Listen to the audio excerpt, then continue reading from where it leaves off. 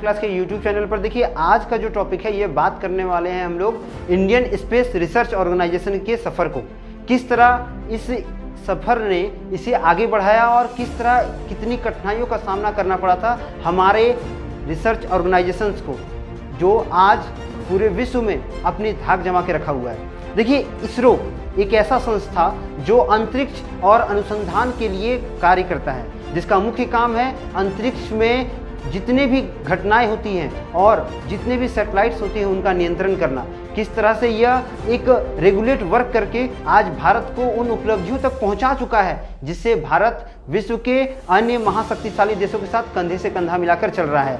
तो इसकी शुरुआत होती है कुछ ऐसे कि 15 अगस्त 1959 में इसकी स्थापना विक्रम साराभाई द्वारा किया जाता है और इनकी स्थापना के साथ साथ ही इसकी विचारधाराएं जो थी वो आगे बढ़ने की और उन्मुख हो गया। इसके पूरे निर्माण में विक्रम साराभाई ने बहुत मेहनत की और साथ ही साथ जब ये इसरो का जब स्थापना हुआ तो इसके साथ ही बहुत सारे ऐसे कार्य शुरू हुए जिनसे भारत में विज्ञान को एक नया चेहरा मिल सके, जिसके तहत भारत ने रॉकेट और अन्य संसाधनों पर कार्य करना शुरू किया। एक समय ऐसा था जब भारत में रॉकेट को ले जाने के लिए एक साइकिल का प्रयोग हुआ था, क्योंकि भारत उस समय आर्थिक दृष्टि से बहुत कमज़ोर था। जब भारत थोड़ा उन्नत हुआ तो भारत के पास इतनी भी व्यवस्थाएं नहीं थी, इतने संसाधन की कमी थी कि भारत के सैटेलाइटों को ले जाने के लिए साइकिल और बैलगाड़ियों का उपयोग हो रहा था। भारत के वैज्ञानिक दिन रात कठिन परिश्रम करके अपने बल पर जितने भी तरह के सैटेलाइट्स थे उन्हें तैयार करते थे। कितने वैज्ञानिकों ने अपने ज़मीन जायदाद तक बेच दिए थे और अपने अनुसंधान को तैयार करने में। आज जिस इसरो को दुनिया याद करती है, दुनिया आज जिस इसरो का लोहा मानती है, वह यही इसरो है जिसे तैयार करने में एपीजे अब्दुल कलाम और विक्रम साराभाई ने अपना पूरा जीवन निछावर कर दिया। भारत के द्वारा पहला SLV-3 सैटेलाइट तैयार किया गया था जो पूरी तरह स्वदेशी था, जिसे 18 जुलाई 1980 को अंतरिक्ष में भेजा गया। इस सैटेलाइट को तैयार करने में एपीजे अब्दुल कलाम की पूरी अध्यक्षता की जरूरत थी, जिसमें उन्होंने बढ़ चढ़कर हिस्सा लिया। 1990 में भारत रूस के बाद विश्व का दूसरा ऐसा देश बन गया था जिसने पोलर सैटेलाइट व्हीकल को तैयार किया था और 1993 में इसे लॉन्च भी कर दिया। अमेरिका, रसिया और यूके जैसे देश जहां पर सैटेलाइट्स को लगातार तैयार करके अंतरिक्ष में भेज रहे थे और उनकी होड़ में भारत भी शामिल हो चुका था।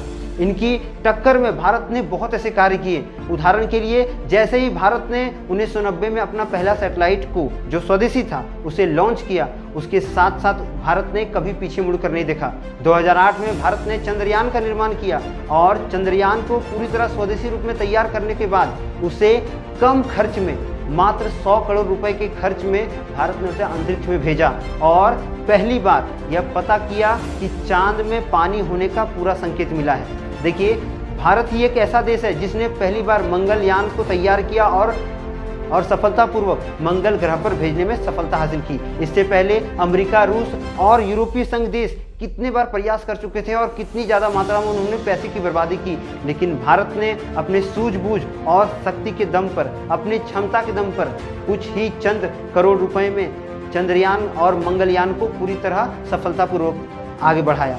भारत का 2 वर्ष पहले, जिस तरह कुछ वर्ष पहले भारत ने चंद्रयान 2 मिशन को भी शुरू किया था, किंतु भारत की खगोल गणना की कुछ गलत नीतियों के कारण हमारा जो चंद्रयान 2 था, जिसमें विक्रम लैंडर बहुत बड़ा महत्वपूर्ण भूमिका निभा रहा था, वो क्रैश हो जाता है, जिसके कारण भारत को बहुत नुकसान होता है। किंतु भारत ने उम्मीद नहीं छोड़ी है। अभी भी भारत उस उम्मीद के साथ आगे बढ़ रहा है और आने वाले समय में भी आगे बढ़ता रहेगा।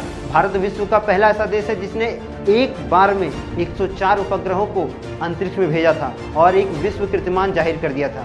आज भले ही रसिया थोड़ा सा आगे चल गया हो, लेकिन भारत ही एक ऐसा देश है जिसने अपने आप को साबित करने के लिए बहुत कठिन परिश्रम किया है। देखिए, भारत में एक समय इतना स्थिति खराब था कि यहाँ लॉन्चिंग पैड्स तक नहीं थे जिनसे रॉकेटों को अंतरिक्ष तक भेजा जाता था।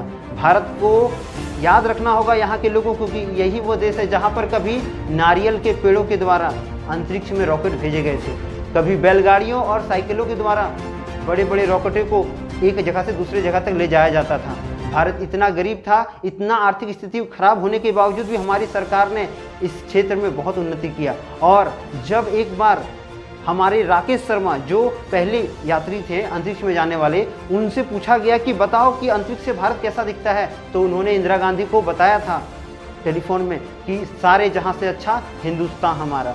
इस तरह से हम जानते हैं कि भारत के लिए और इसरो के लिए किस तरह का सफ़र रहा अंतरिक्ष के क्षेत्र में। आज भारत विश्व का तीसरा ऐसा देश है जो अंतरिक्ष में और अंतरिक्ष से जुड़े मिशन को करता है और बहुत ही ज़्यादा मात्रा में सफलता हासिल किया है। भारत आज विश्व का सबसे बड़ा लॉन्चिंग पैड बनाने वाला स्थल है जो कई देशों के रॉकेटों को अंतरिक्ष में भेजने में पूरी तरह कारगर है। रूस एक समय ऐसा था कि वो बहुत कम खर्च में अंतरिक्ष में रॉकेटों को भेजता था। उसी तरह आज भारत पहला नंबर पे आ चुका है जो कम खर्च में अन्य देशों के सैटेलाइट्स को अंतरिक्ष में भेजता भी है और उसका जो भी आर्थिक स्थिति होता है उसे देश के साथ साझा करता है। तो इस तरह से हम लोगों ने जाना कि भारत के इसरो संस्थान ने किस तरह अपना पूरा सफ़र तय किया था और किस तरह आज ये ऊंचाई की बुलंदियों को छू रहा है। तो आशा करते हैं इसरो से जुड़ी इन सभी बातों को आपने बहुत अच्छे से जान लिया होगा और मिलेंगे फिर हम लोग इसी तरह के अन्य वीडियो के साथ।